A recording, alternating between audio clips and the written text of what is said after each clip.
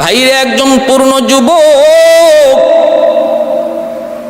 খলিফাতুল মুসলিমিন আমিরুল মুমিনিন হযরত ওমর ফারুক রাদিয়াল্লাহু তাআলা আনহুর জামানা রোম সাম্রাজ্যের পাহারাদারি করার জন্য, আরব আর রোমের সীমান্ত পাহারাদারির জন্য তিনি 17 জন যুবক দিয়ে তিনি পাঠাইলেন।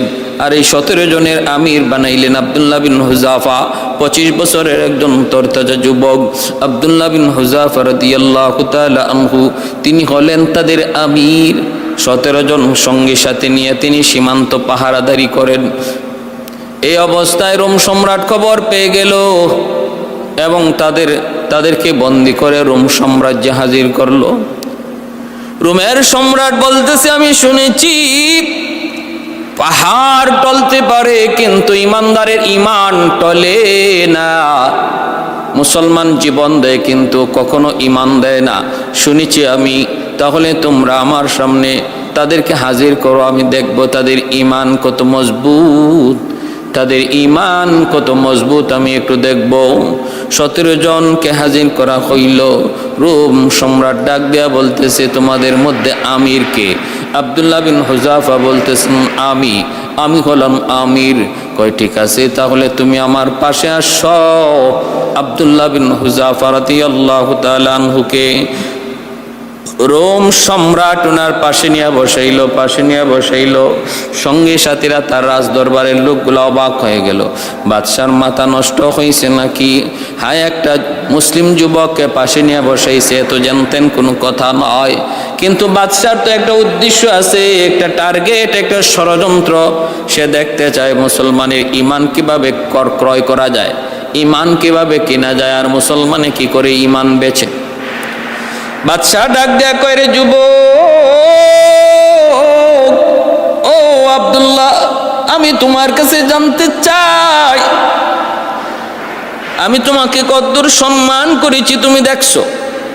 আমি বাদশার সামনে কেউ বসে না, আমার পাশের চেয়ারে বসার যোগ্যতা সবার নাই, আমি তোমাকে আমার পাশে এনেছি। ও যুবক, তোমাকে একটু আমি জিজ্ঞেস করব, একটু প্রস্তাব দিব। যদ্দূর ভালোবাসছি এর চেয়ে আরো অনেক বেশি ভালোবাসবো, যদ্দূর মায়া করছি এর চেয়ে আরো অনেক বেশি মায়া করব, যদ্দূর সম্মান তোমাকে করেছি এর চেয়ে আরো অধিক সম্মান তোমাকে করব। বিনিময়ে তোমাকে কি করা লাগবে জানোনি? একটা কাম শুধু করতে হবে, তুমি মুহাম্মদের ধর্ম ত্যাগ কইরা আমার ধর্ম খ্রিস্টান ধর্ম যদি গ্রহণ করো, তাহলে উপস্থিত তোমাকে প্রথম পুরস্কার দিব। জানো কি সেটা কি? সর্বপ্রথম পুরস্কার হলো আমার রোম সাম্রাজ্যের অর্ধেক সাম্রাজ্য তোমাকে দিয়ে দেব। আর দিব কোন দিন জানোনি? আমার অপরূপা এক সুন্দরী মেয়ে, আমার অপরূপা সুন্দরী মেয়ে, এই রোমের ভিতরে আমার মেয়ের মতো সুন্দর কেউ নাই। এই সুন্দরী মেয়েটাকে তোমার সাথে আমি বিয়ে দেব, আর ওই দিন আমি তোমাকে সাম্রাজ্য অর্ধেক দিয়ে দিব, লিখিত করে দিয়ে দিব। আর আমার মৃত্যুর পর বাকি অর্ধেকটারও তুমি মালিক হয়ে যাবা। তোমার সঙ্গী সাথী যারা আছে তাদেরকেও আমি মুক্তি দিয়ে দিব, তোমাকেও তো মুক্তি দেবই। শুধু তা নয়, মেয়ের জামাই বানাইয়া রোম সাম্রাজ্যের মালিক বানাইয়া দেব। বিনিময়ে শুধু একবার তোমাকে বলতে হবে, আমি মুহাম্মদের ধর্ম ত্যাগ করলাম। নাউজুবিল্লাহ। আমরা কি কইতাম যে হাই রে সুযোগ যায় রে। আরে ইসলাম প্রতিষ্ঠা করি করমুনে, আগে ক্ষমতা লই, ক্ষমতা লওয়ার পরে ইসলাম দেখমুনে কেমনে ইসলাম মানে না। এমন কত সুন্দর ব্যাখ্যা দিয়া হয়তো প্রস্তাব মাইনা নিতাম। কি সুন্দরী অফার, সুন্দরীর অফার, রাজত্বের অফার, যেটা দুনিয়ার মানুষের সবচেয়ে বড় চাহিদা। আমার একটা সুন্দরী বউ হোক, আর আমার সম্পদ হোক, ঢাকা শহরে 10টা 20টা গাড়ি হোক, বাড়ি হোক। কিন্তু আব্দুল্লাহ ইবনে হুযাফা রাদিয়াল্লাহু তাআলা আনহু কি বললেন?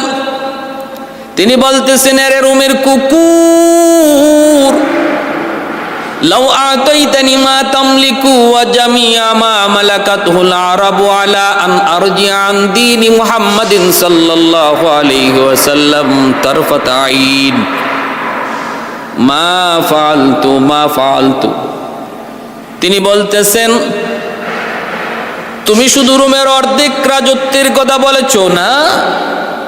আরে রোমের শুধু অর্ধেক রাজত্ব নয়, গোটা আরব জাহানের বাদশা যদি আমাকে তুমি বানায় দাও, আর বিনিময়ে শুধু বলো এক মুহূর্ত আমি নবী মুহাম্মদুর রাসূলুল্লাহর ধর্ম ত্যাগ করতাম, তরফাত আইন, এক পলকের জন্য শুধু আমি মুহাম্মদুর রাসূলুল্লাহর ধর্ম ছাড়বো, এই যদি হয় তোমার কথা, তাহলে তুমি জেনে রাখো গোটা আরব জাহানের বাদশাও যদি তুমি বানায় দাও, মা ফালতু, আমি কখনো এটা করব না। আমার আরব জাহানের বাদশা হওয়ার প্রয়োজন নাই, এমনকি গোটা দুনিয়ার বাদশা হওয়ার কোনো প্রয়োজন নাই। গোটা দুনিয়ারও আমার কাছে এক পয়সার মূল্য নাই ইমানের সামনে। আমার ইমানের সামনে গোটা দুনিয়ার বাদশাহীর কোনো মূল্য আমার কাছে নাই। ইমানের দাম তামাম দুনিয়ার চেয়ে বেশি।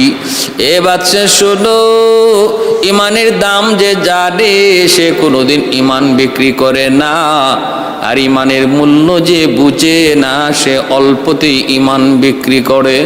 আমরা ইমানের দাম আর ইমানের মূল্য বুঝেছি। আমার নবী, রহমতের নবী, মায়ার নবীর হাত মোবারক ধরে ধরে ইমান শিখেছি। অতএব ইমান থেকে সরাইবার কথা বলো না। প্রয়োজনে জীবন যাবে, জীবন শুধু বাদশাহী নয়, জীবনের চেয়েও আমরা ইমানকে বেশি ভালোবাসি। ইমানের সামনে আমাদের জীবনেরও কোনো দাম নাই, কোনো মূল্য নাই, কোনো দাম নাই। আমাদেরকে ইমানের সামনে তুমি পরীক্ষা নিরীক্ষার কথা বইলা লাভ নাই।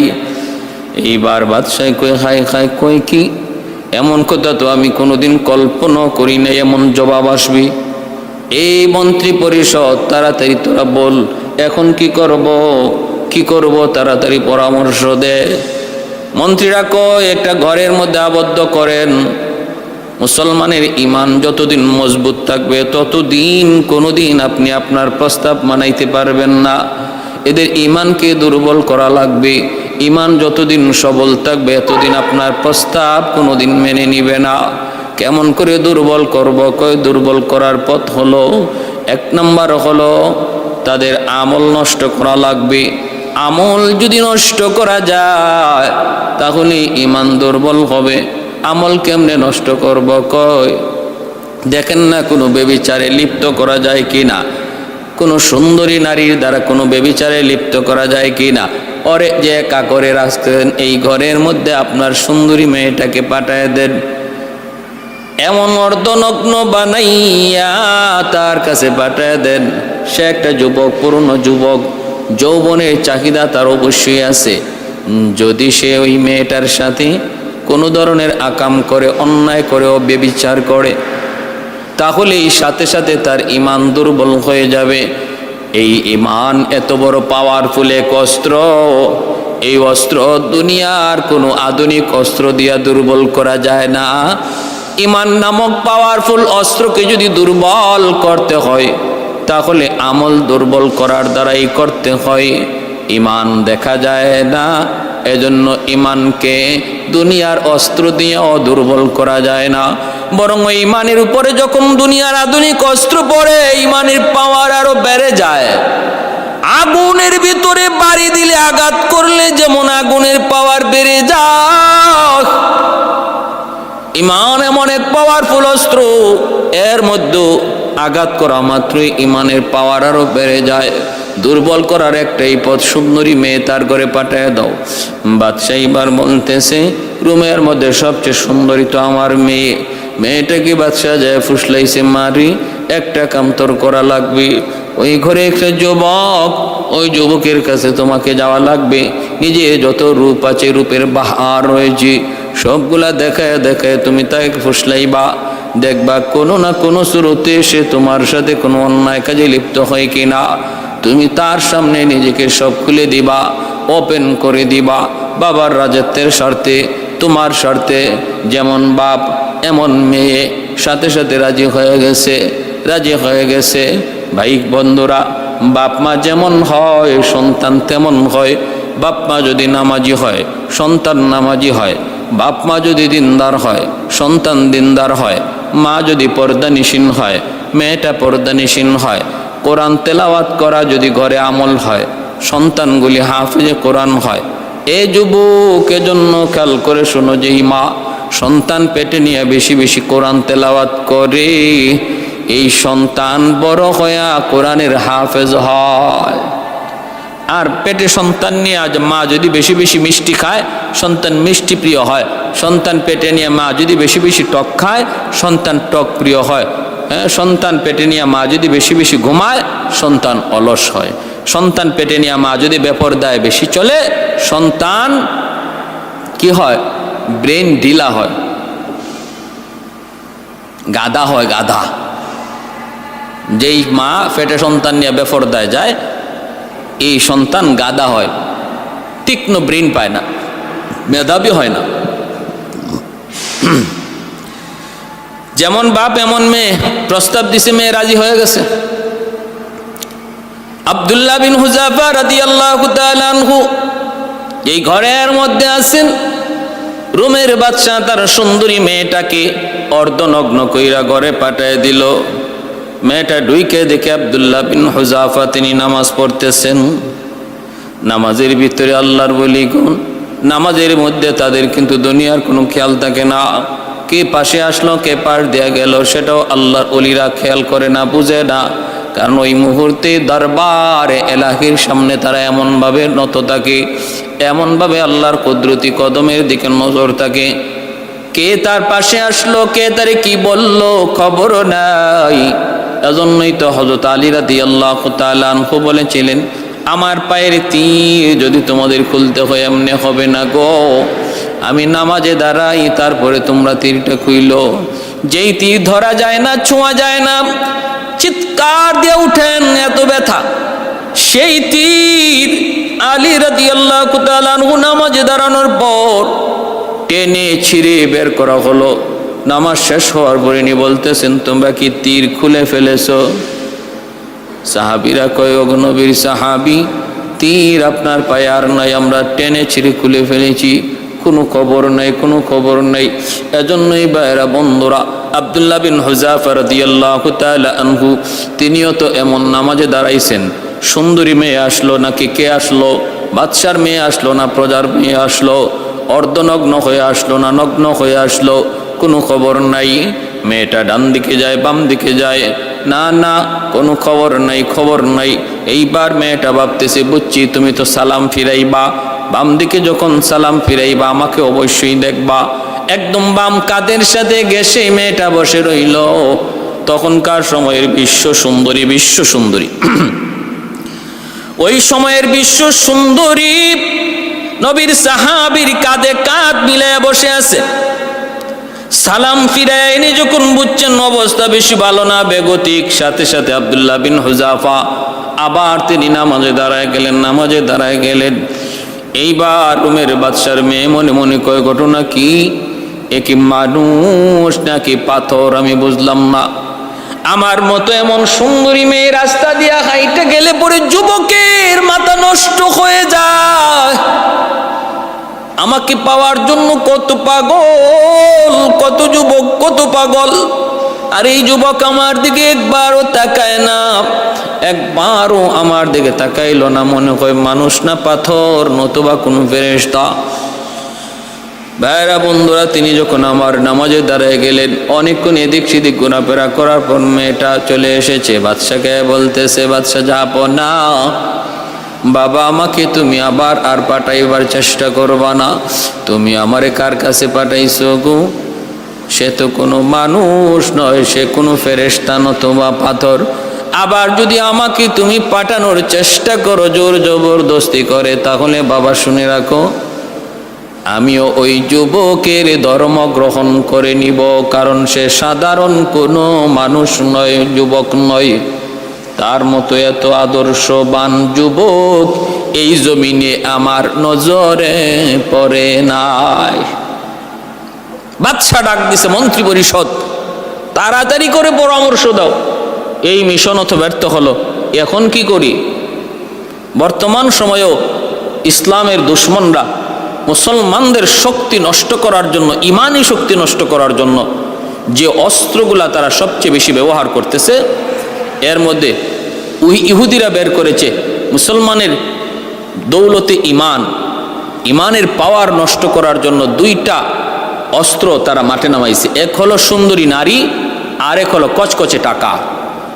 মুসলমানের ভিতর থেকে কিছু নামদারি মুসলমানকে টাকার বিনিময়ে ইহুদিরা কিনতেছে, টাকার বিনিময়ে কিছু মুসলমানের ইমান কিনতেছে, আর কিছু মুসলমানের ইমান নষ্ট করতেছে, কিনতে না পেরে নষ্ট করতেছে সুন্দরী নারীর মাধ্যমে। আজকে সুন্দরী নারীদের ছবি, সুন্দরী নারীদের 6 লাভ মুসলমানের ঘরে ঘরে হাতে হাতে পৌঁছাইয়া দিচ্ছে। এটা ইহুদিদের বহুত বড় ষড়যন্ত্র, আজকের নয়, সেটা বহুকাল পুরাতন। তারা ভালো করে জানে মুসলমানের ইমান নামক পাওয়ারফুল অস্ত্র দুর্বল করতে হলে তার আমল নষ্ট করার দ্বারা করতে হবে। আর সে আমল নষ্ট করার একটা প্রধান হাতিয়ার হলো সুন্দরী নারী। এই যে নারীকে ওপেন করে দাও, নারী সমাজকে মুসলিম যুবকদের সাথে ওপেন করে দাও, অটোমেটিক তার ইমানের স্পিরিট কমে যাবে, ইমানের পাওয়ার কমে যাবে। আল্লাহ আমাদেরকে ইহুদিদের এই ষড়যন্ত্র থেকে হেফাজত করুন। দ্বিতীয় পর্যায়ে মন্ত্রী পরিষদ বলতেছে, আমাদের কাছে আরেকটা পরামর্শ হলো, ওরে না খাওয়ায়া রাখেন, উপবাস রাখেন, উপবাস, দেখি কতদিন না খেয়ে থাকতে পারে। একটা পর্যায়ে যখন যায় অবস্থা হবে, তখন আমরা তার সামনে হারাম খাবার পেশ করব। মুসলমানের ইমান নষ্ট করার, ইমানের পাওয়ার ধ্বংস করার আরেকটা প্রধান হাতিয়ার হলো হারাম খাবার, হারাম উপার্জন, হারাম কামাই, হারাম ব্যবসা। এটা হলো মুসলমানের ইমান নষ্ট করার আরেকটা উল্লেখযোগ্য হাতিয়ার। এজন্য মন্ত্রীরা পরামর্শ দিল যে দ্বিতীয় পর্যায়ে আমরা তাকে উপবাস রাখবো, আর যখন পেটে প্রচণ্ড ক্ষুধা আসবে তখন তার সামনে হারাম খানা পেশ করব। বন্দি করে রাখা হলো, খানা নাই, পানি নাই। আব্দুল্লাহ বিন হুযাফা রাদিয়াল্লাহু তাআলা আনহুর খানা পানি বন্ধ করে দিল। একদিন 2 দিন নয়, একাধারে 21 দিন পর্যন্ত, 21 দিন পর্যন্ত ওনার সামনে খানা বন্ধ। ডাক্তার একজন লাগায় রাখলো, রোম সম্রাট ডাক্তার পিছনে লাগায় রাখলো। যখনই দেখবা যান যায় অবস্থা, তখনই তুমি আমাকে খবর দিবা, আমি তার সামনে হারাম খানা পেশ করব। 21 দিন পর্যন্ত খানা নাই, যান যায়। ডাক্তার পরামর্শ দিল, মনে হয় আর বাঁচবে না, তাড়াতাড়ি খানা দাও। ওই মুহূর্তে শুয়োরের গোশত আর শরাব তার সামনে পেশ করলো। আব্দুল্লাহ বিন হুযাফাকে ডাক দিয়ে বলতেছে, বাদশার লোকেরা, এ আব্দুল্লাহ, তাড়াতাড়ি খানা খাও, এই যে তোমার সামনে খানা, তবে জানোনি খানা কোন খানা? বলে কি? এটা শুয়োরের গোশত, আর এই হলো শরাব, পানি। তুমি এখন দেখো, তুমি মরবা নাকি হারাম খাইবা, মরবা নাকি হারাম খাইবা। ভাইরা বন্ধুরা, শরীয়তের মাসালা হলো, শরীয়তের মাসালা হলো, যদি জান যায় অবস্থায়, এমন অবস্থায় এতটুকু হারাম খানা বক্ষণ করা যায় যতটুকুর দ্বারা জান রক্ষা হয়, এটা হলো শরীয়তের মাসালা। কিন্তু আব্দুল্লাহ বিন হুযাফা মনে মনে ভাবতেছেন, এখানে মাসালার প্রশ্ন নয়, এখানে প্রশ্ন হলো ইমানের, ইসলামের সম্মান, ইসলামের মর্যাদা, ইমানের সম্মান।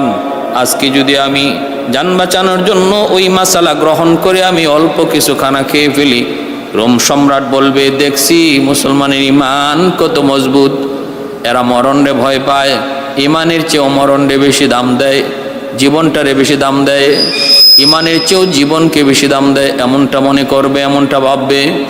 না না, এমনটা করা যাবে না, এমনটা করা যাবে না। প্রয়োজনে জীবন যাবে, তবুও না, হারাম খানা বক্ষণ করা যাবে না। ভাইরা বন্ধুরা, লাথি মেরে সামন থেকে হারাম খানা ফেলে দিলেন। রোম সম্রাট কয়, কিরে ডাক্তার, তুই না বললি জান যায় অবস্থা, কিন্তু এত শক্তি এলো কোত্থেকে, এখনো লাথি মারছেই। রোম সম্রাট কি ডাক্তার কয়, এটা শারীরিক শক্তি নয়, এটা রুহানি শক্তি, ইমানি শক্তি। এ ভাই মনে রাখো, আল্লাহর জন্য যদি তোমাকে কখনো উপবাস থাকতে হয়, আল্লাহ রুহানি খাবার খাওয়ায় রাখে, রুহানি খাবার আল্লাহ খাওয়ায় রাখে। জিসমানি খাবার যখন বন্ধ হয় আল্লাহর জন্য, আল্লাহ তখন তার বান্দাকে রুহানি খাবার খাওয়ায় জিন্দা রাখে, আরো শক্তিশালী বানায় রাখে। এজন্যই তো হযরত ঈসা আলাইহিস সালাম তিনি একদিন নদীর কিনারা দিয়ে হাঁটতেছেন, আর দেখেন নদীর উপরে একটা গাছ, পাড় থেকে একটা গাছের ডাল নদীর উপরে, নদীর পানির উপরে যায় চলে গেছে, আর ওই ডালটার উপরে একটা পাখি বসে বসে আল্লাহ আল্লাহ জিকির করতেছে। ঈসা আলাইহিস সালাম বললেন, কি রে পাখি, তোর কি খানা নাই? তুই আজকে এখানে কতদিন যাবত এইভাবে জিকির করতেছ? পাখিটা বলতেছে, আমি আজকে একদিন 2 দিন নয়, 1 মাস 2 মাস নয়, 1 বছর 2 বছর নয়, বছরের পর বছর ওই জায়গায় দাঁড়ায় দাঁড়ায় আমার মাওলার জিকির করি। কয় তাহলে তোর খানা পিনার ব্যবস্থা কেমনে? কয় আল্লাহ করে। আল্লাহ, আমার জিসমানি খানা বাদ গেছে, আমার রুহানি খানার ব্যবস্থা আমার আল্লাহ করে। এই হযরত ঈসা আলাইহিস সালাম তখন বলতেছে, রে পাখি একটু বল না, তোর এই মুহূর্তে তোর মনের চাহিদা কি? কয় আমার একটু পানি পান করার ইচ্ছা, আমি এই মুহূর্তে একটু পানির তৃষ্ণা লাগছে। ঈসা আলাইহিস সালাম বলতেছেন, তোর পায়ের নিচেই তো নদীর পানির স্রোত, ঠোঁটটা একটু নিচে দিলেই তো তুমি পানি পান করতে পারো। পাখি জবাব দিয়া বলতেছে, গো আল্লাহর পয়গম্বর, আমার মনের তামান্না হলো, আমার মনের ইচ্ছা হলো, আমার জীবনের শেষ সময়টাও যেন আল্লাহর জিকিরের হালতে হয়। আমার ভয় হয় আমি যদি পানি পান করতে যাই টুট নামাইয়া, আর ওই মুহূর্তে যদি আমার জান কবজ হয়ে যায়, তাহলে তো জিকিরের হালতে হলো না। এজন্য আমি টুট নিচে নামাই না, আমার আল্লাহ আমাকে খানা পানির ব্যবস্থা করে। সুবহান। मैं तालिब मौला हूँ मेरे इश्क़ निराला, मैं तालिब मौला हूँ मेरे इश्क़ निराला, है जुमला जहाँ जिनके तजल्ली से उजाला, है जुमला जहाँ जिनके तजल्ली से उजाला, मैं दरूद जहाँ गैर खुदा यार नदरिम, जुज़ियात खुदा ही चिदिगुर कार नदारिम, जुज़ियात खुदा ही चिदिगुर कार नदारिम।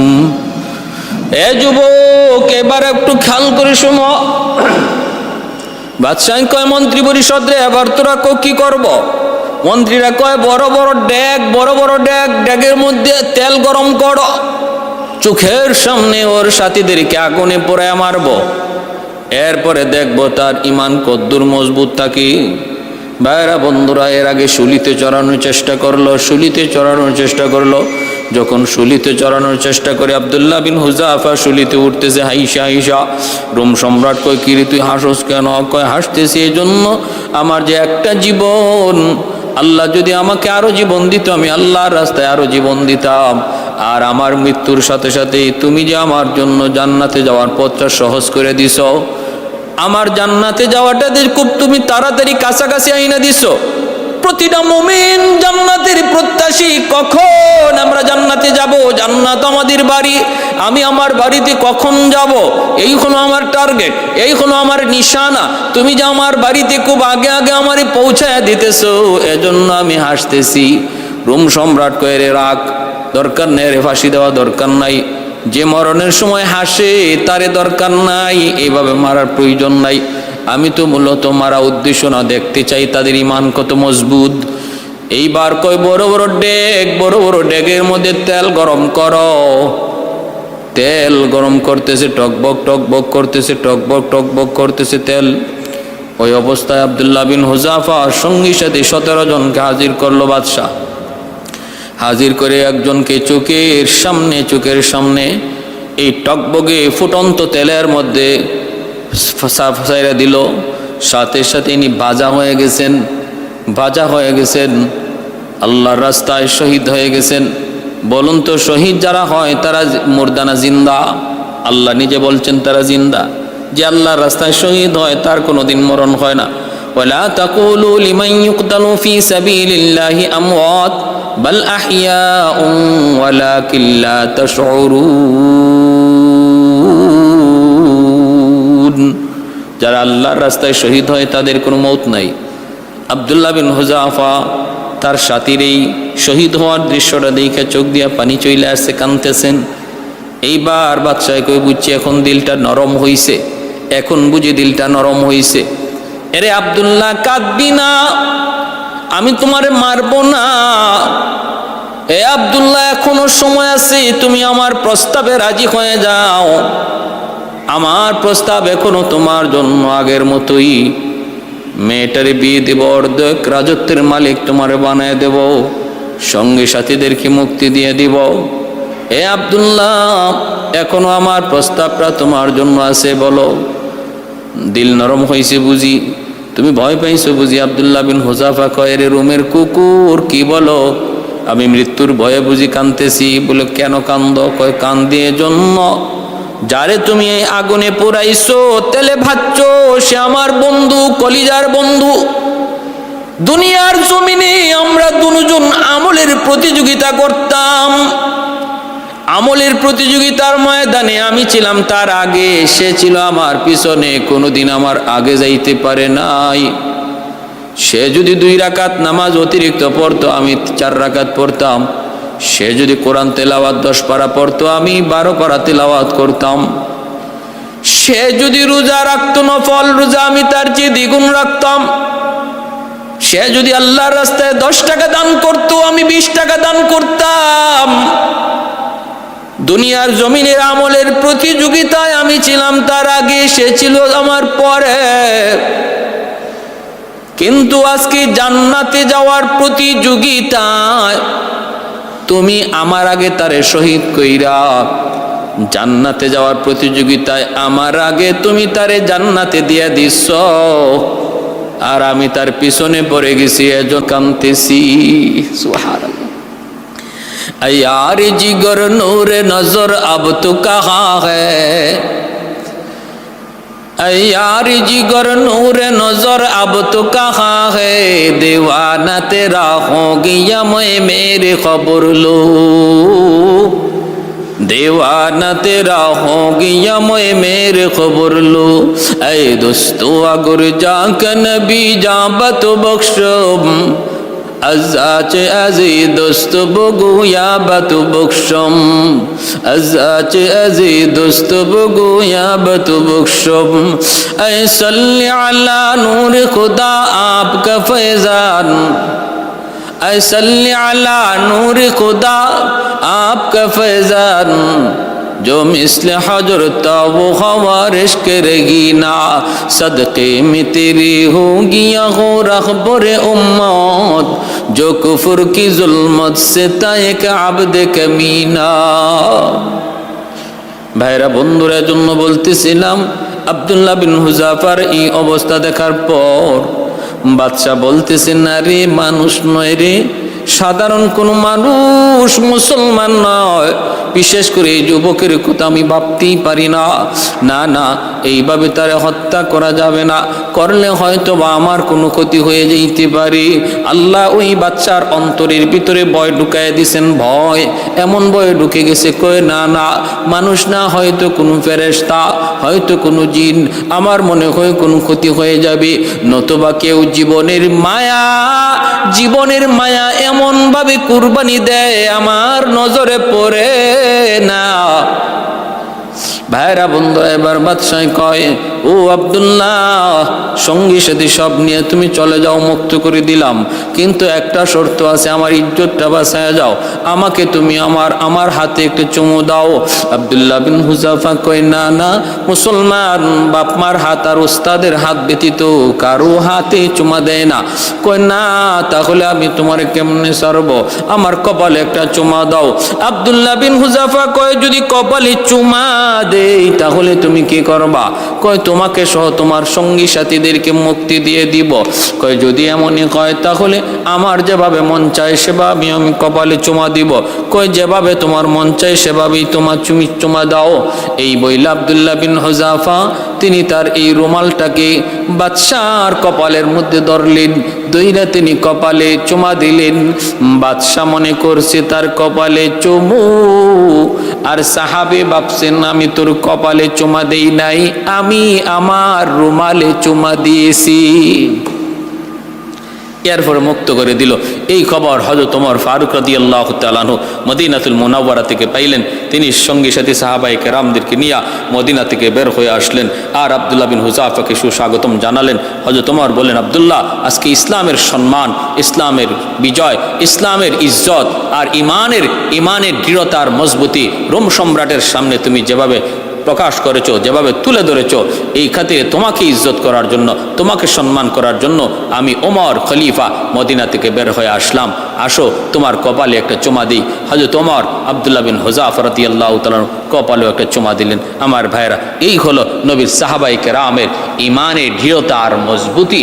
আমারও আপনারও যদি আজকে ইমানের মূল্য যদি আমরা বুঝি, ইমানের দাম যদি বুঝি, তাহলে আমাদের ইমানটাও এরকম মজবুত হবে, ইমানটা মজবুত হবে। মনে রাখতে হবে ইমানদারের কাছে দুনিয়ার সব কিছুর চেয়ে ইমান বড়। তাহাজ্জুদের আমল এমন এক আমল যে আমলের দ্বারা আল্লাহর মায়ার নজরে, নেক নজরে পড়া যায়। কোন আল্লাহর ওলি তাহাজ্জুদের নামাজ পড়তেন নাই। 5 ওয়াক্ত নামাজ ফরজ হওয়ার আগে তাহাজ্জুদের নামাজ ফরজ ছিল। এতটা গুরুত্ব ছিল। আমার ভাইয়েরা, বন্ধুরা, জন্য বলতেছি, আল্লাহর ওলি হুসাইন আহমদ মাদানী রহমতুল্লাহি আলাইহি, ওনাকে দেখলে একজন মানুষ বলে ফেলতো, বাতা দেউঙ্গা।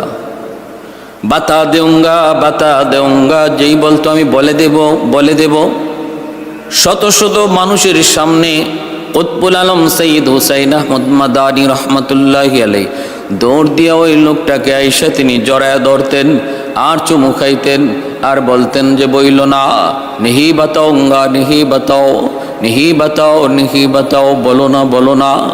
এইভাবে সারা জীবন এই লোকটা ওনাকে দেখলেই বলতো বাতা দেউঙ্গা।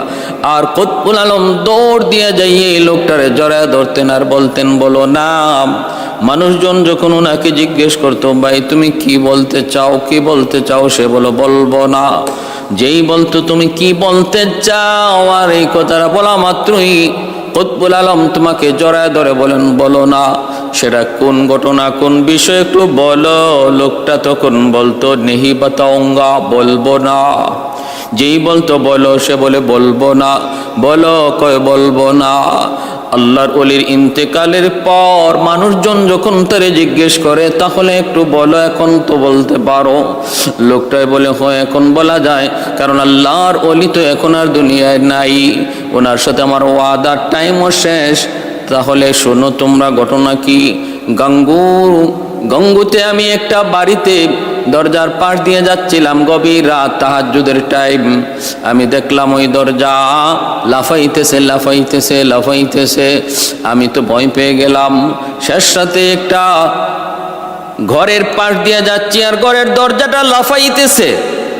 আমি ভয় পেয়ে গেলাম। আবার মনে মনে ভাবলাম একটু দেখি দরজাটা কেন লাফায়। পাশে গেলাম, যায় দেখি না, শুধু দরজাটা লাফায় না, বরং দরজাটা লাফানির সাথে জিকিরের আওয়াজ করে। লা ইলাহা ইল্লাল্লাহ, লা ইলাহা ইল্লাল্লাহ, লা ইলাহা ইল্লাল্লাহ। আমি তো অবাক হয়ে গেলাম। দরজা শুধু লাফায় এমন না, দরজাটা লাফানির সাথে জিকিরও করে। হাই ঘটনা কি।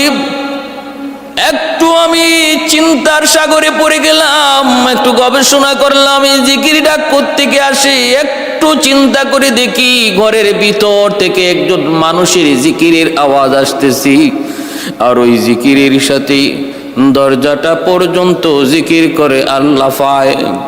লোকটা বলতেছে, আমি তোর সাথে সাথে তখন এই বাহিরেই একটা জায়গার মধ্যে আড়ালে বসে রইলাম।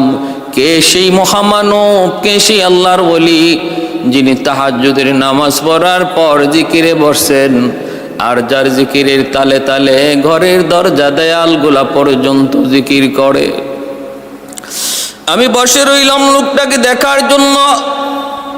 কিছুক্ষণ পরেই দেখলাম একজন লোক বের হলেন। তিনি আর কেউ নন, তিনি ছিলেন কুতবুল আলম শাইখুল ইসলাম আল্লামা হুসাইন আহমদ মাদানী রহমতুল্লাহি আলাইহি।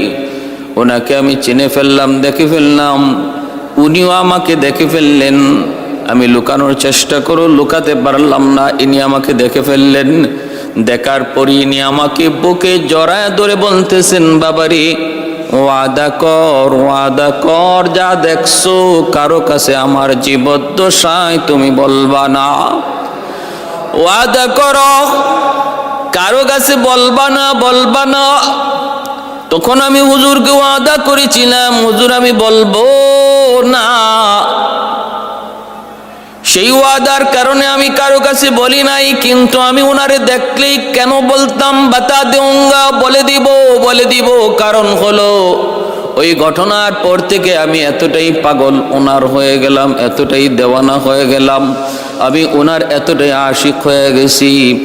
মাঝে মাঝে কোনো সমাবেশে গেলে পরে ওনাকে দেখি, ওনার বয়ান শুনি, কিন্তু এক নজর যদি আমার বুকের সাথে ওনার বুক না মিলাই, আমার ভিতরে অশান্তি শুরু হয়ে যায়, আমার ভিতরে বেচাইনি শুরু হয়ে যায়।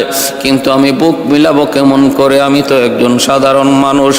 আপনারা বড় বড় শাইখ, আপনারা বড় বড় আলেম, হুজুরের চতুর্দিকে আপনারা থাকেন, আমার কি সময় আছে, আমার কি টাইম আছে, আমার কি কোনো সুযোগ আছে ওনার সাথে মুসাফা করার, বুক মিলানোর? এজন্য আমি ওই পদ্ধতিটা বেছে নিয়েছিলাম। দেখা মাত্রই দূর থেকে বলতাম বাতা দেউঙ্গা, আর ওনার সাথে সাথে মনে হয়ে যেত আমি সেই লোক। তখনই ইনি দৌড় দিয়ে এসে আমাকে বুকে জড়ায় নিতেন, আমার সাথে আলিঙ্গন করতেন আর বলতেন বলো না। মূলত ওই আলিঙ্গন আর মুসাফার বুক মিলানোটাই ছিল আমার মাকসাদ। এই কথা বলার বাতা দেউঙ্গা, অন্য কোনো উদ্দেশ্য নয়। সুবহানাল্লাহ। জন্য বলি রে ভাই যুবক, তার আল্লাহর ওলি, কত বড় আল্লাহর ওলি হয়েছেন। রাতের ঘুম, আরামের ঘুমটা শেষ রাতে আল্লাহর জন্য কোরবানি করেছেন।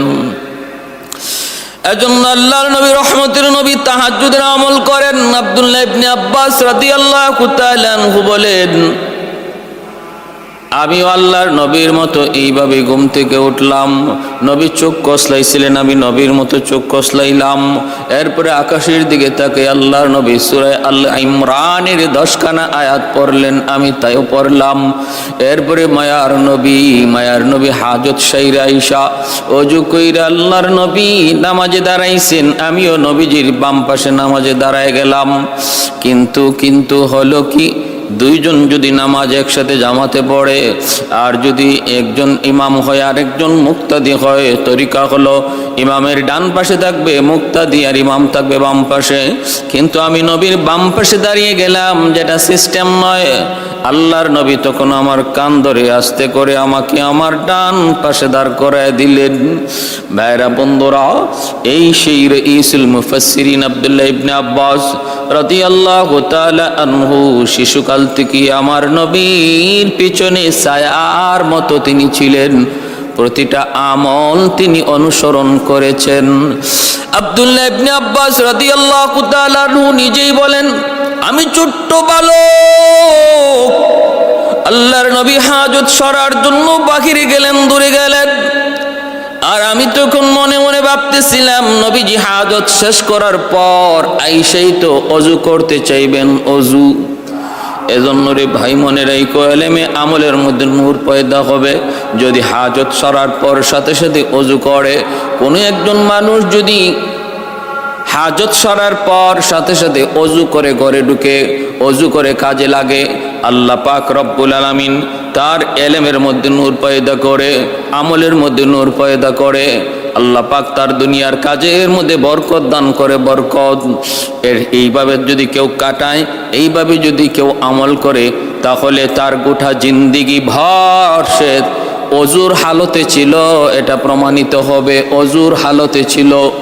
যদি অজু ভাঙ্গার পর আবার কেউ সাথে সাথে অজু করে নেয়, হাসরের মাঠে আল্লাহর দরবারে সর্বদা জীবনভর অজুর হালতে ছিল, এই নামে আল্লাহর সামনে দাঁড়াবে।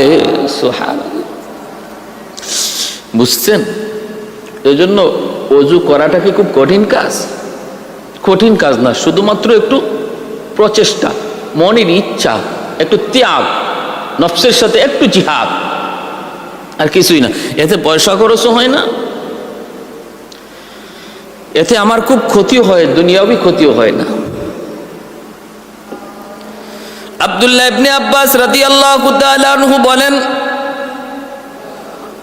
আমি নবীজি হাজত শেষ করে আসার আগেই ওযুর পানির ব্যবস্থা করে রাখলাম। আল্লাহর নবী যখন হাজত শেষ করে আসলেন, আয়েশা ওযুর পানি দেখা বিবি মাইমুনা রাদিয়াল্লাহু তাআলা আনহাকে বলতেছেন, ওযুর পানি এইভাবে আমি আসার আগে কে রাখলো? কে এইভাবে রাখলো? কে? মান ফাআলা হাযা। হাদিস শরীফের মধ্যে এসেছে, বুখারী শরীফ, মান ফাআলা হাযা, কে এটা করলো?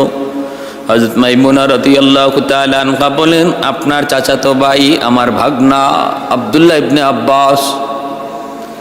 আল্লাহর নবী দেখেন আব্দুল্লাহ পাশে দাঁড়ায় আছে, ছোট্ট বালক। মায়ার নবী, দয়ার নবী তখন ডাক দিয়া কাছে আনলেন। কাছে না নবী মাথায় হাত রেখে দোয়া করতেছেন, আল্লাহ আমার আব্দুল্লাহর চেহারায় কয় সে বড় বুদ্ধিমান, সে বড় তীক্ষ্ণ মেধার অধিকারী। আল্লাহ, আমি আসার আগে আমার কি প্রয়োজন সেটা বুঝে গেছে। তোমার নবীর প্রতি এতটা খেয়াল যার অন্তরে শিশুকালে তুমি জন্ম দিয়েছো, আল্লাহ আমি তার মাথায় হাত রেখে একটা দোয়া করলাম, তুমি দোয়া কবুল করো। আল্লাহুম্মা ওয়াফিকহু ফিদ্দীন ওয়া আল্লিমহু তা'ওয়ীলাল কিতাব। আল্লাহুম্মা ফাক্কিহু ফিদ্দীন ওয়া আল্লিমহু তা'ওয়ীলাল কিতাব। আল্লাহ, তুমি আমার আব্দুল্লাহকে শরীয়তের মাসালা মাসাইলের জ্ঞান দান করো, আর তোমার কোরআনের সর্বোচ্চ তাফসীর তুমি তারে দান করো। তোমার কোরআনের ব্যাখ্যা বিশ্লেষণ এর জ্ঞান তুমি তার অন্তরে তুমি দান করো। মায়ার নবী দোয়া করতে দেরি হয়েছে, আল্লাহর দরবারে কবুল হতে দেরি হয় নাই। সুবহানাল্লাহ, আল্লাহ, এটাই হলো আমার নবীর হাতের বরকত, নবীর দোয়ার বরকত, নবীর দোয়ার বরকত। আল্লাহর নবী দোয়া করেছেন, সাথে সাথে দোয়া কবুল করেছেন কে? আল্লাহ। হযরত আব্দুল্লাহ ইবনে আব্বাস রাদিয়াল্লাহু তাআলা আনহু নবীর দোয়া পাইলেন। আস্তে আস্তে আব্দুল্লাহ ইবনে আব্বাস বড় হতে লাগলেন। আব্দুল্লাহ ইবনে আব্বাস বড় হতে লাগলেন। যত বড়ই হন, কিন্তু নবীকে তিনি সর্বশেষ সময়টা পর্যন্ত, নবীর শেষ সময়টা পর্যন্ত তিনি পান। তার বয়স তখন মাত্র 13 থেকে 14 বছর। এই অল্প বয়সের বালক আল্লাহর নবী থেকে যা শিখলেন, প্রায় 1600-র উপরে হাদিস তিনি মুখস্থ করেছেন। এবং আমার ভাইরা, এরকমভাবে হাদিসের কিতাবের ভিতরে অসংখ্য হাদিসের রাবি তিনি হাদিস রাবি বর্ণনা করেছেন, হাদিসের বর্ণনা করেছেন। রাবিদের দিক দিয়ে প্রথম সারির একজন রাবি, হাদিসের বর্ণনাকারী হযরত আব্দুল্লাহ ইবনে আব্বাস রাদিয়াল্লাহু তাআলা আনহু। ভাইয়েরা, বন্ধুরা, জন্য বলতেছিলাম, আল্লাহর নবীর ইন্তেকালের পর ওনাকে সাহাবায়ে কেরাম তারা বড় সম্মান করতেন, মায়া করতেন। হযরত ওমর ফারুক রাদিয়াল্লাহু তাআলা আনহুর জামানা, খলিফাতুল মুসলিমিন আমিরুল মুমিনিন হযরত ওমর ফারুক রাদিয়াল্লাহু তাআলা আনহু ইনাকে খুব সর্বদা কাছে রাখতেন। জরুরি কোনো পরামর্শের ভিতরেও তিনি আব্দুল্লাহকে পাশে বসায় রাখতেন। বদরিনদের মিটিংয়ের মধ্যেও তিনি আব্দুল্লাহকে পাশে বসায় রাখতেন। এতে করে মুরব্বী সাহাবীরা কিছু বিরক্ত ছিলেন, এই ছোট্ট বালককে আমাদের সাথে কেন আমিরুল মুমিনিন রাখেন, খলিফা কেন আমাদের সাথে রাখেন? হযরত ওমর এই বিষয়টা আঁচ করতে পেরে তিনি একদিন তাদেরকে বুঝাইতে চাইলেন, এই ছোট্ট বালক কেন তিনি পরামর্শ সভায় রাখেন। একদিন হযরত ওমর বুঝাইতে চাইলেন। কেমনে? তিনি মুরব্বী সাহাবীদেরকে মজলিসে ডাকলেন, জরুরি পরামর্শ। আর আব্দুল্লাহ ইবনে আব্বাস রাদিয়াল্লাহু তাআলা আনহুকে আমিরুল মুমিনিন বললেন যে, তুমি কিন্তু আমি মজলিস ডাকার পরে একটু পরেই ভিতরে ঢুইকা সালাম দিয়ে আয়েশা আমার পাশে বসে যাবা। আব্দুল্লাহ ইবনে আব্বাস রাদিয়াল্লাহু তাআলা আনহু তিনি তাই করলেন। এবার মুরব্বীদের অন্তরে তো আগে থেকেই কিছুটা একটু একটু বিরক্তির ভাব। ওই অবস্থা হযরত ওমর ফারুক রাদিয়াল্লাহু তাআলা আনহু তিনি বলতেছেন, আমি আপনাদেরকে ডেকেছি একটা কথা জানার জন্য, আপনারা বলুন। এই যে সূরা নাসর, ইযা জাআ নাসরুল্লাহি ওয়াল ফাতহ ওয়া রাআইতান নাসা ইয়াদখুলুনা ফী দীনিল্লাহি আফওয়াজা ফাসাব্বিহ বিহামদি রাব্বিকা ওয়াস্তাগফিরহু ইন্নাহু কানা তাওয়াবা। এই সূরার দ্বারা আল্লাহ পাক কি বার্তা দিলেন? এই সূরার নাজিলের দ্বারা আল্লাহ পাক কি বার্তা দিলেন? এবার আপনারা একটু আমাকে বুঝান। মুরব্বী সাহাবীরা কই তো পরিষ্কার সহজ ভাষা। আল্লাহ বলতেছেন, ইসলামে দলে দলে মানুষ ঢুকবে, তখন তোমরা শুকরিয়া তান বেশি বেশি আল্লাহর কাছে ইস্তেগফার করবা, তাসবিহ পড়বা। দলে দলে মুসলমান হবে, তখন শুকরিয়া তান তোমরা ইস্তেগফার করবা। নবীকে বলতেছেন ইস্তেগফার করো, আর আমি আল্লাহর তাসবিহ পড়ো। ভাইরা বন্ধুরা, এবার হযরত ওমর ফারুক রাদিয়াল্লাহু তাআলা আনহু একজন করে প্রত্যেকের কাছ থেকে তিনি মত নিলেন। আপনি কি বুঝছেন? আপনি কি বুঝছেন? আপনি কি বুঝছেন? কেউ এমন জবাব দিছেন, কেউ কোনো জবাবই দেন নাই, নীরব ছিলেন। এবার হযরত ওমর আব্দুল্লাহ ইবনে আব্বাসকে বলতেছেন, তুমি একটু বলো তো দেখি, তুমি একটু বলো তো দেখি, কি তুমি বুঝছো এই সূরার দ্বারা? তুমি কি বুঝছো একটু বলো। তুমি কি তারা যা বুঝেছে এমনটাই বুঝেছো? আব্দুল্লাহ ইবনে আব্বাস বলেন, না, তারা যা বুঝেছেন আমি এমনটা বুঝি নাই, আমি এমনটা বুঝি নাই। তাহলে তুমি কেমন বুঝছো? তিনি বলেন, আমি বুঝেছি এই সূরা নাজিলের মাধ্যমে আল্লাহ পাক আমাদেরকে বার্তা দিয়েছেন, দয়ার নবী, মায়ার নবীকে আর বেশি দিন আমাদের মাঝে রাখবেন না। আমার নবী, দয়ার নবী, রহমতের নবী, খুব কম দিনের ভিতরেই তিনি আমাদের কাছ থেকে চিরবিদায় নিয়ে চলে যাবেন। এই ইঙ্গিতটা এই সূরার মধ্যে আমি পাইতেছি। অবাক হয়ে গেলেন সবাই। কয় কি, কেন তুমি এমনটা বুঝলা? রাইসুল মুফাসসিরিন ছোট্ট বালক তিনি বলেন, আমি বুঝলাম এই জন্য সমস্ত নবীদেরকে আল্লাহ পাক একটা মিশন দিয়ে তিনি দুনিয়ায় পাঠান। যার যার মিশন শেষ হওয়ার পর আল্লাহ পাক নবীকে উঠায় নিয়ে যান। আমার আপনার নবী, রহমতের নবীকে আল্লাহ একটা মিশন নিয়ে দুনিয়াতে পাঠাইছে। নবীর মিশন পুরা হওয়ার বার্তা আল্লাহ পাক এই সূরার মধ্যে দিয়েছে। আমার নবীর দাওয়াতের পরিপূর্ণতার একটা বার্তা আল্লাহ পাক এই সূরার মধ্যে দিয়েছেন। তাহলে পূর্বেকার নবীদের এই নিয়ম আর রসুম যদি একই হয়, এর দ্বারা প্রমাণ আমার নবী, রহমতের নবীকেও আল্লাহ আর বেশি দিন দুনিয়ায় রাখবেন না। বিদায় বেলা মোরে দিও গো দেখা, হে প্রিয় রাসূল। বিদায় বেলা মোরে দিও গো দেখা, হে প্রিয় রাসূল। তব দিদারে হব ধন্য, তখন আমি শূন্য দেহ যখন লোটাবে ধোলায়। বিদায় বেলা, বিদায় বেলা মোরে দিও গো দেখা, হে প্রিয় রাসূল। বিদায় বেলা মোরে দিও গো দেখা, হে প্রিয় রাসূল। ছিল কত আদরের মা বাবা আমার, কেমন আছেন তারা কবর মাজার।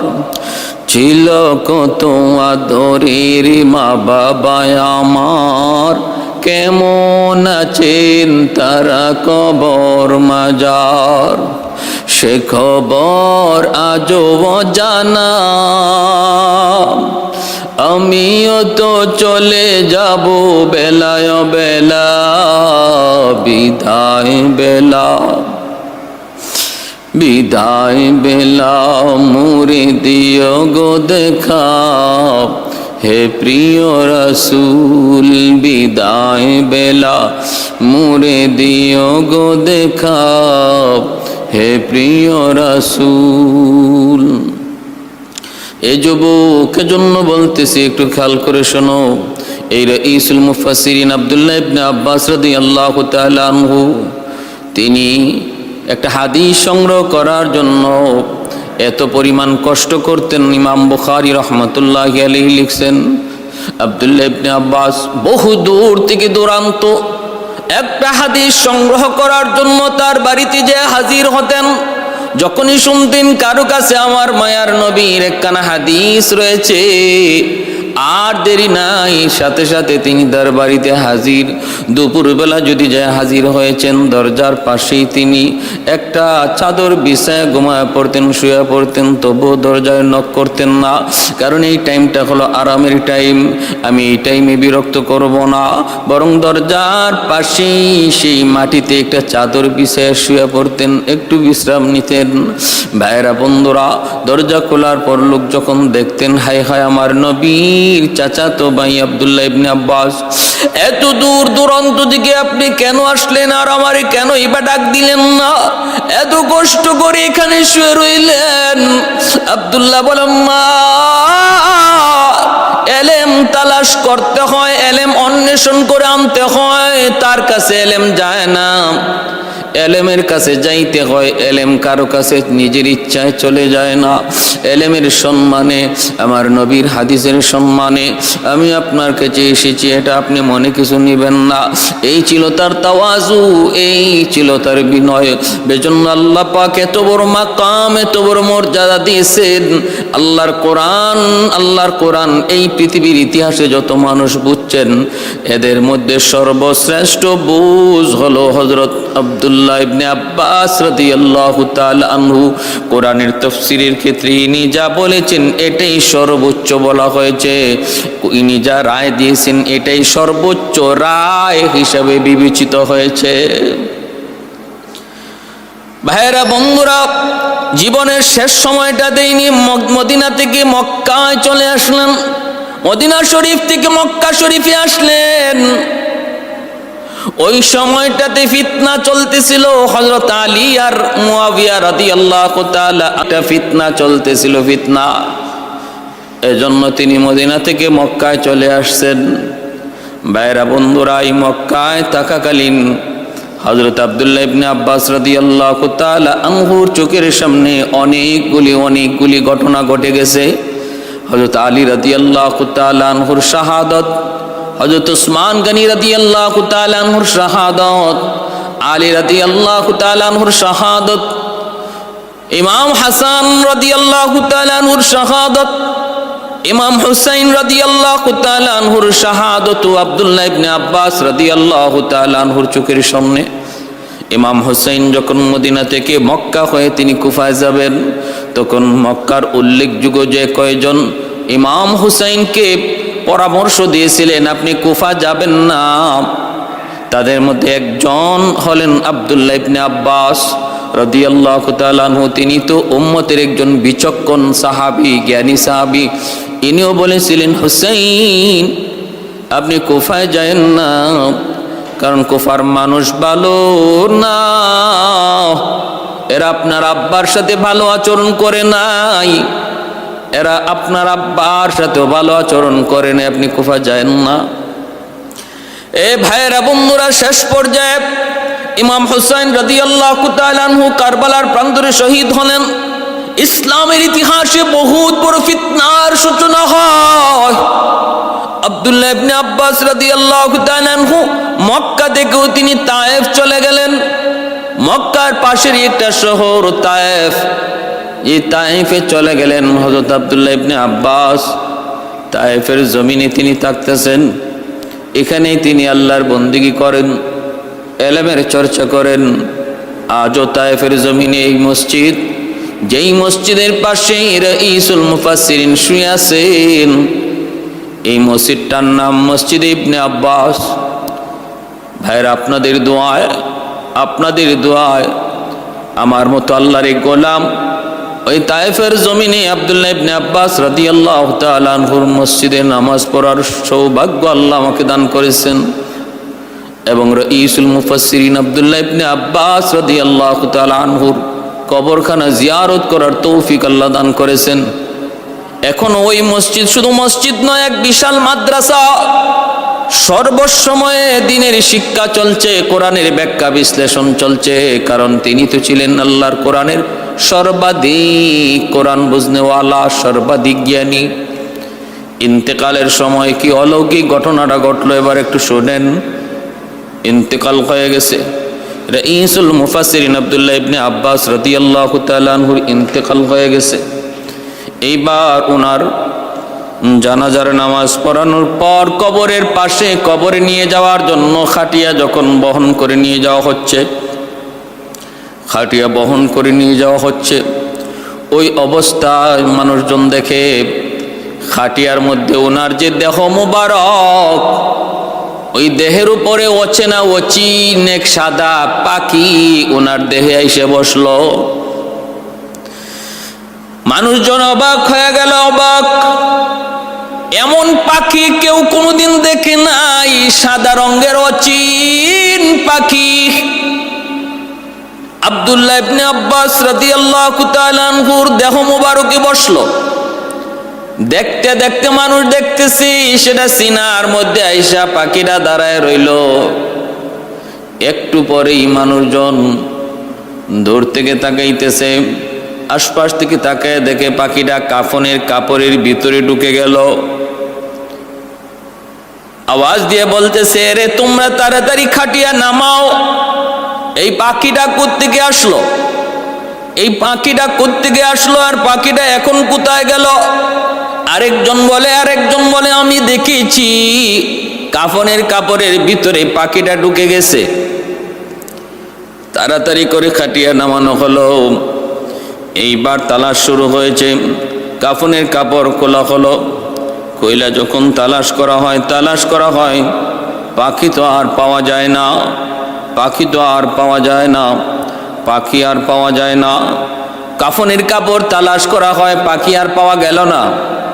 সবাই দেখলো অচেনা অচিন সাদা পাখি কাফনের ভিতরে ঢুকলো, কিন্তু তালাশ করে আর পাখি পাওয়া যায় না।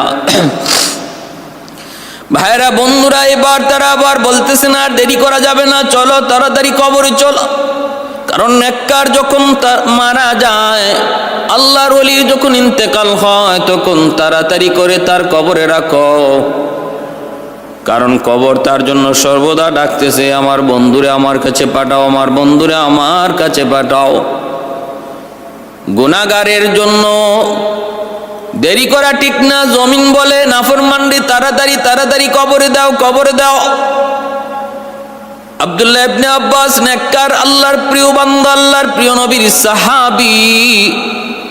দেরি করা যাবে না, তাড়াতাড়ি করে চলো। কারণ নেককার বান্দার জন্য কবরখানা আল্লাহ কবর রাখে না, কবরটাকে আল্লাহ পাক জান্নাতের টুকরা বানায়া দেয়।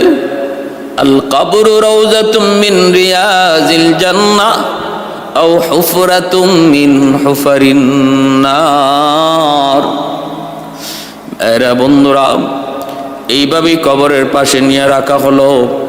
যেই মাত্র কবরের পাশে রাখা হলো, সাথে সাথে তখন তারা শুনতেছেন ওই কাফনের ভিতরে ঢুকা পাখিটা তখন একটা কোরআনের আয়াত তেলাওয়াত করতেছে। এবং এই তেলাওয়াতের আওয়াজ শুধু কাফনের ভিতর থেকে নয়, কবরের চতুর্দিকের মাটির দেয়াল থেকেও কোরআনের আয়াত ভাসতেছে। ইয়া আইয়াতুহান নাফসুল মুতমাইন্নাহ ইরজিই ইলা রাব্বিকি রাদিয়াতাম মারদিয়াহ ফাদখুলি ফি ইবাদি ওয়াদখুলি জান্নাতি। ইয়া আইয়াতুহান নাফসুল মুতমাইন্না, ও পবিত্র আত্মা, ইয়া আইয়াতুহান নাফসুল মুতমাইন্না ইরজিই ইলা রাব্বিকি রাদিয়াতাম মারদিয়া, আসো তুমি তোমার রবের দিকে, যিনি তোমার উপর সন্তুষ্ট, আর অচিরেই তুমিও সন্তুষ্ট হয়ে যাবে। ফাদখুলি ফি ইবাদি, এবার তুমি তার বান্দাদের সাথে কবরে অল্প সময় কিছু অবস্থান করো, তার প্রিয় বান্দাদের সাথে এখানে কিছুদিন অবস্থান করো। ওয়াদখুলি জান্নাতি, আবার অল্প দিনের ভিতরেই তুমি কিয়ামতের পর আসলি জান্নাতে প্রবেশ করবে। আওয়াজটা দিতেছিল, আর মানুষজন তাকায় দেখে ওই পাখির সাথে সাথে, ওই পাখির সাথে সাথে কবরের পাশে হাজারো অসংখ্য অগণিত পাখি, ওই পাখির তালে তালে তারাও কোরআনের আয়াত তিলাওয়াত করতেছি। সুবহানাল্লাহ, কত বড় আল্লাহর প্রিয় বান্দা ছিলেন। দুনিয়ায় কবরে রাখার মাত্রই মানুষজন টের পেয়ে গেল, আল্লাহর পক্ষ থেকে তার জান্নাতের সুসংবাদ দেওয়া হচ্ছে, জান্নাতে প্রবেশের সুসংবাদ দেওয়া হচ্ছে। অসংখ্য অগণিত পাখিরাও তখন জিকির করতেছে আর আয়াত তিলাওয়াত করতেছে। ভাইরা বন্ধুরা, জন্য বলতেছিলাম, আজও মসজিদে ইবনে আব্বাসের পাশে যে কবরস্থান, এই কবরস্থানে শুয়ে আছেন রাইসুল মুফাসসিরিন আব্দুল্লাহ ইবনে আব্বাস রাদিয়াল্লাহু তাআলা আনহু। আর ইনের এই কবরের পাশে আছে কিছু গাছ, ওই গাছগাছালির মধ্যে এখনো কিছু অচিন পাখি বসে বসে কিচির মিচির করে আর আল্লাহ আল্লাহর জিকির করে। এ ভাই, এজন্য বলতেছিলাম দুনিয়া বেশি দিনের না, চলে যেতে হবে।